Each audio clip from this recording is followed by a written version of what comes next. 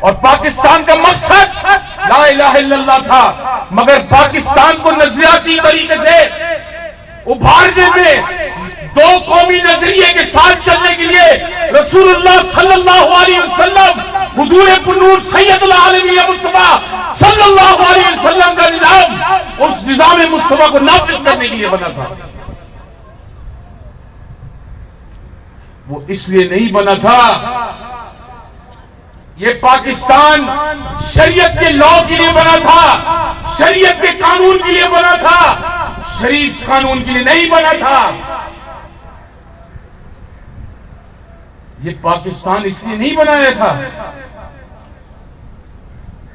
27 رمضان المبارک کو جو ملک وجود میں آیا، اللہ رب العالمین نے حضور پرنور سید العالمین مصطفیٰ صلی اللہ علیہ وسلم کے صدقے یہ انعام جو ہمیں دیا، اور اس کو برباد کرنے کے لیے وہ لوگ کھڑے ہیں جو اس کے مخالف تھے۔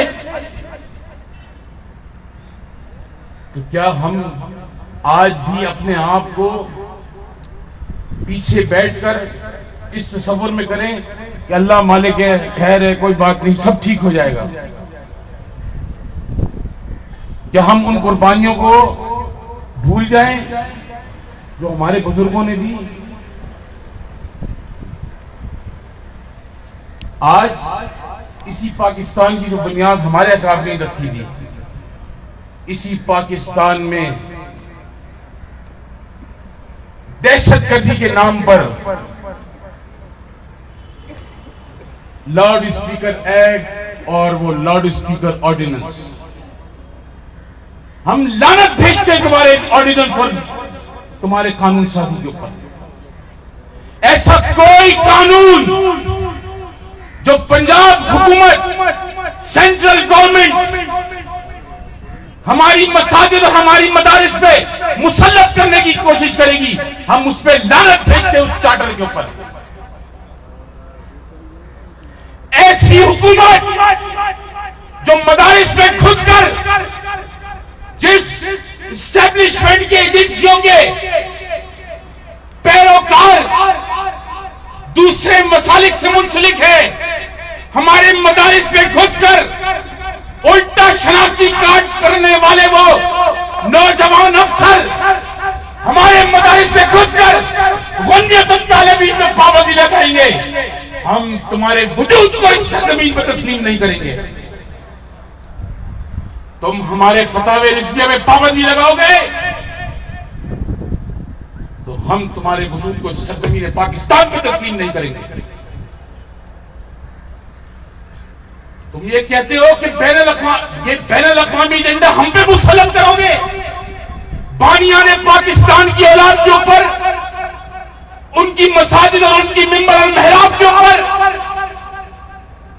تم لاؤڈ اسپیکر ایکٹ مارو گے، اور یہ پنجاب پولیس، ان کے D C O, S P, D I G, یہ تو الماس بابی سے بھی بدتر ہے۔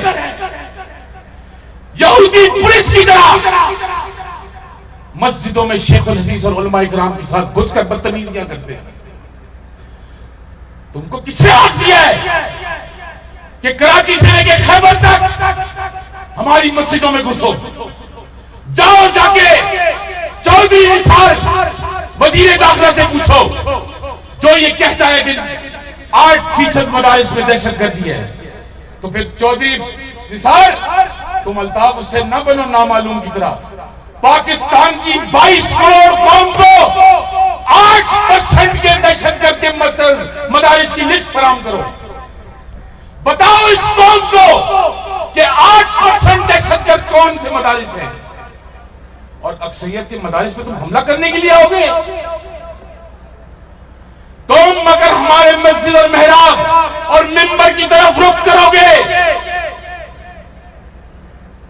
تو تم اپنی قوت اور حکومت کا وقت مختصر سے مختصر اور کم سے کم کرتے جاؤ گے۔ تم یہ یاد رکھو، تمہارا سیاسی باپ جنرل ضیاء الحق جس نے تمہیں دودھ کی بوتلیں پلائی تھی،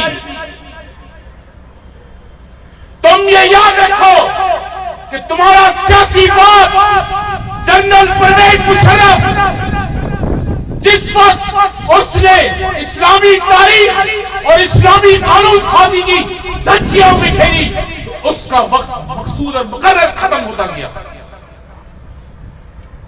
جس دن پرویز مشرف نے اس قومی اسمبلی کے اندر بیٹھ کر حقوق نسواں بل میں دستخط کیے اس کا وقت مختصر ہو گیا. تم جب اس اسلامی جمہوریہ پاکستان میں قانون سازی کے اندر اسلامی قوانین کو چھیڑو گے تمہارا وقت مختصر ہوتا جائے گا. تم ہمیں مغرب کی تہذیب کے اوپر عمل درآمد کرنا چاہتے ہو. تم یہ چاہتے ہو کہ اسلامک فوبیا کہنے والے وہ بغیرت بے شرم.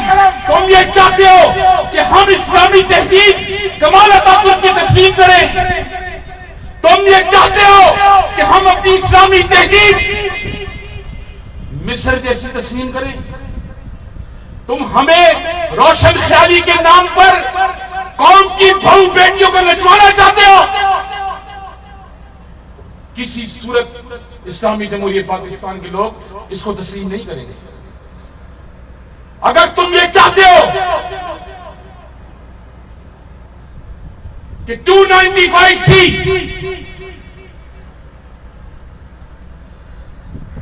پاکستان کے آئین سے اس کو کمزور کرو، اور میں تمہیں باور کرانا چاہتا ہوں تم نے 2 سال کے عرصے میں 268 مقدموں میں سے 53 لوگوں کو چھوڑا ہے، اور یہ بنیاد ڈال کے چھوڑا ہے کہ یہ گھریلو جھگڑا اور یہ آپس کی رنجشیں.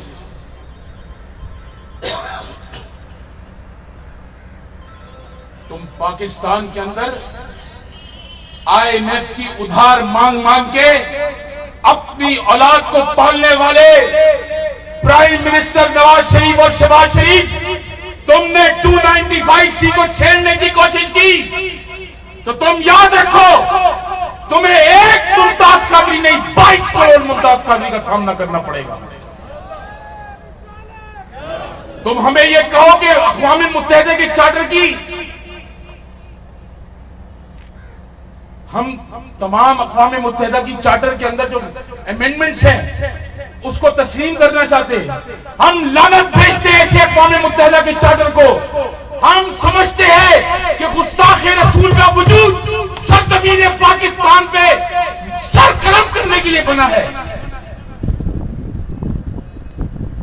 پاکستان کی سرزمین پر گستاخ رسول کا وجود برداشت نہیں کر سکتے. اگر حاکم الوقت 295C کو چھیڑے گا تو وہ سوچ لے کہ اس کی حکومت کی مدت کم ہوگی. ہم نے تو کبھی آپ سے اعتراض نہیں کیا، مگر آپ جب آتے ہیں آپ قانون سازی کر کے اس کو چھیڑنا چاہتے ہیں. آج مغرب کے اندر ملینز آف مارچ کرے جا رہے ہیں. ڈاکٹر صاحب نے ابھی فرمایا مغرب آپ کو یہ پیغام دے رہا ہے. پہلے مغرب آپ کو یہ پیغام دیتا تھا کہ آپ فنڈامنٹلسٹ ہیں، پھر آپ کو اس نے کہنا شروع کر دیا آپ ایکسٹریمسٹ ہیں. آپ کو ذہنی خوف اور ذہنی سائیکولوجیکل پریشر ڈالنا چاہتا ہے. پھر کہنے لگا آپ ایکسٹریمسٹ ہیں. اب اس نے ایک نیا شعبہ چھوڑا ہے، آپ ٹیررسٹ ہیں. مسلمان ٹیررسٹ؟ مسلمان کوئی ٹیررسٹ نہیں ہے. جن کو پیسہ دے کے پال کے تم نے ٹیررسٹ بنایا ہے وہ تمہاری ضرورت ہے، ہماری ضرورت نہیں ہے. سرزمین پاکستان پر عسکری قوتوں کو مضبوط کرنے والا امریکہ اور اس کے ہوائی ہے. سرزمین پاکستان کے اوپر دہشت گردوں کو مضبوط کرنے والا، ان کی قوت بڑھانے والا امریکہ اور اس کے ہوائی ہے. جنگ ہماری کبھی بھی ضرورت نہیں ہوئی. پاکستان کی سرزمین پر مسلمان کیسے جنگ چاہتا ہے؟ جس ملک کی قوم کی معیشت تباہ اور برباد ہو جائے وہ اس ملک میں جنگ چاہے گا؟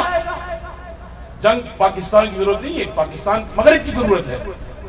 تو پھر مغرب ہمیں یہ پیغام دینا چاہتا ہے کہ ہم تمہاری اسلامی تاریخ کو مسخ کر دیں گے، ہم تمہاری اسلامی تمیز، کلچر اور تاریخ کو مسخ کر دیں گے، اور دوسری طرف مغرب ملین مارچ کرتا ہے اور کوئی ہمیں پیغام دے رہا ہے، ہماری غیرت کو للکار رہا ہے، وہ بار بار یہ کہتا ہے کہ ہم 50 لاکھ یا 2 کروڑ چارلی ہیں۔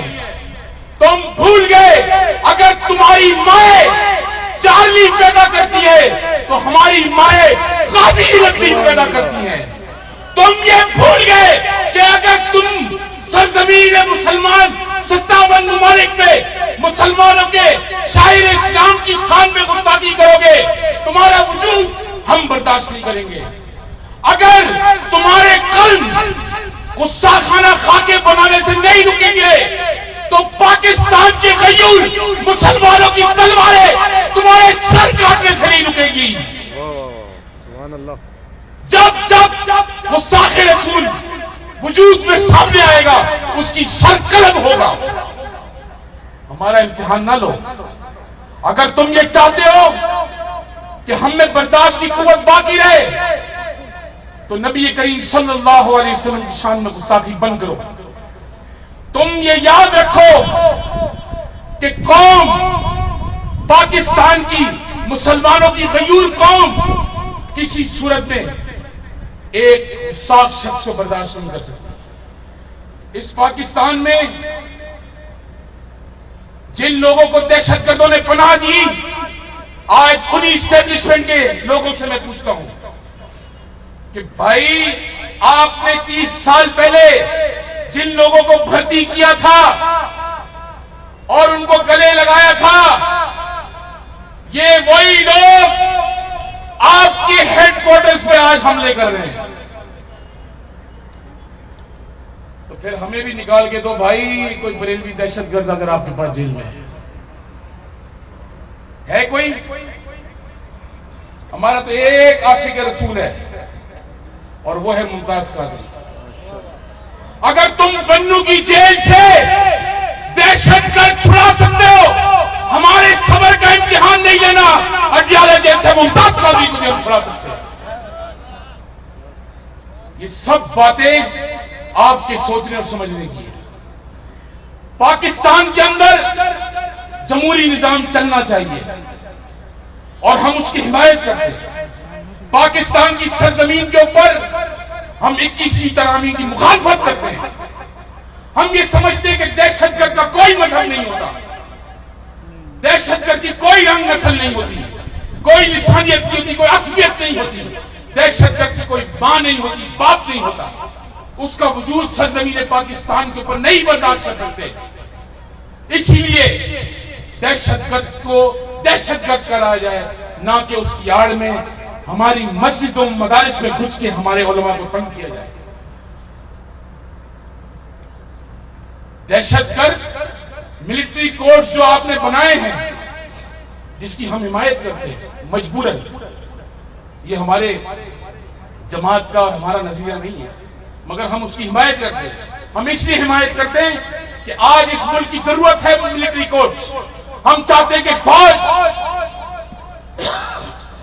اس ملک کے اندر جو کیسز قاتلوں اور دہشت گردوں کے خلاف ہیں ان کو ریپڈ انصاف دلا کر، لوگوں کو تحفظ فراہم کر وہ جو 150 لوگوں کے قاتل کراچی سے لے کر خیبر تک گلا کاٹنے والے دہشت گرد، ان کے خلاف کارروائی ہو۔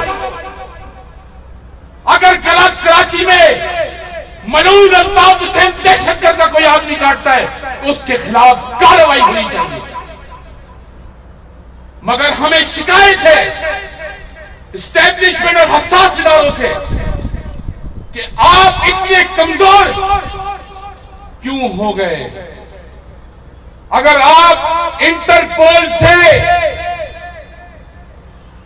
اوگرا کے فراڈ کرنے والے چیئرمین کو بلوا سکتے تو برطانیہ میں بیٹھا ہو ملعون، اس کو بھی انٹرپول سے بلاؤ، پاکستان میں سزائے موت دو۔ اس کا وجود بھی ہمیں برداشت نہیں ہے۔ پاکستان کی سرزمین پر اس کو اسلحے سے پاک کرنا ہمارا فرض ہے، اور ہماری ہمیشہ یہ ڈیمانڈ رہی ہے مگر اس حکومت سے ہمیں اب کوئی توقع نہیں ہے.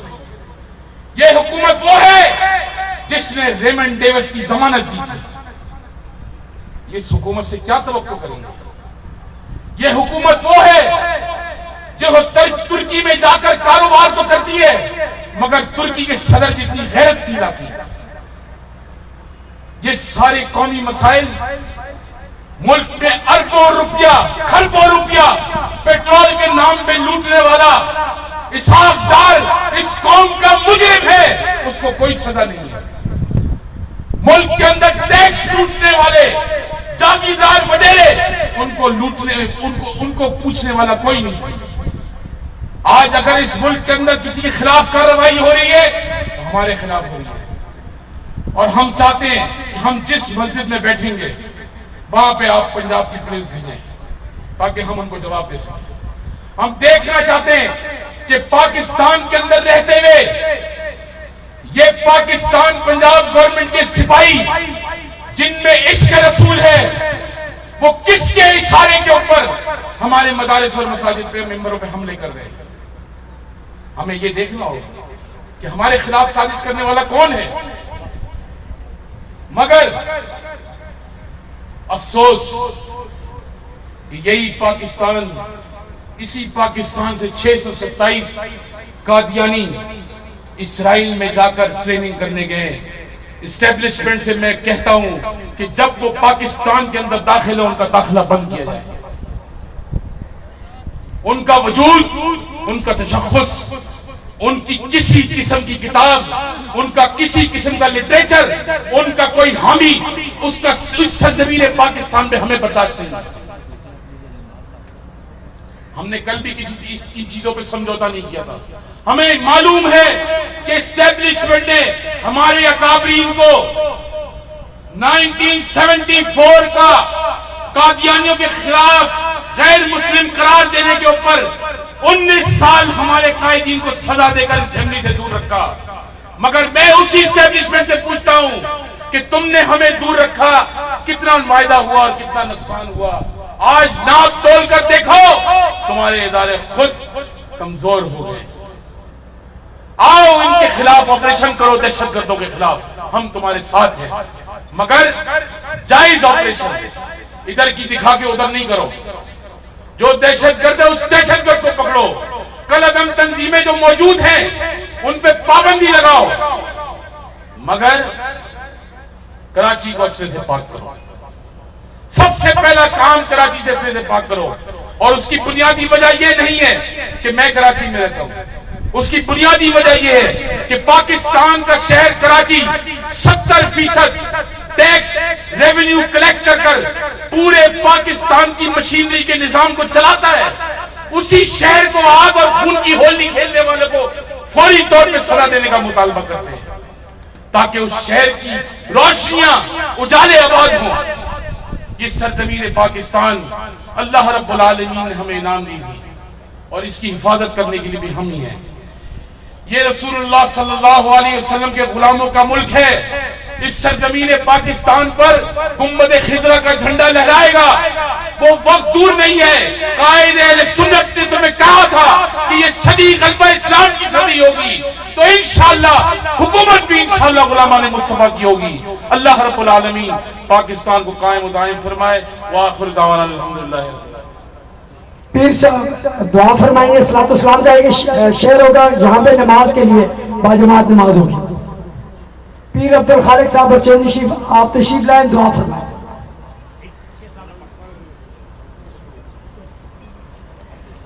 میں پڑھ لوں.